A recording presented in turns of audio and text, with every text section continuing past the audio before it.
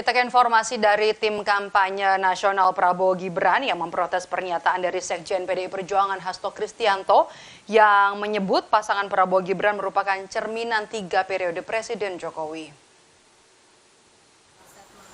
Wakil Ketua Koordinator Strategis TKN Prabowo Gibran Ahmad Muzani menilai pernyataan Hasto itu merupakan upaya yang dilakukan PDIP untuk menjatuhkan Presiden Jokowi. Muzani juga menegaskan Prabowo hanya ingin melanjutkan kebijakan dan program terbaik pada masa pemerintahan Presiden Jokowi.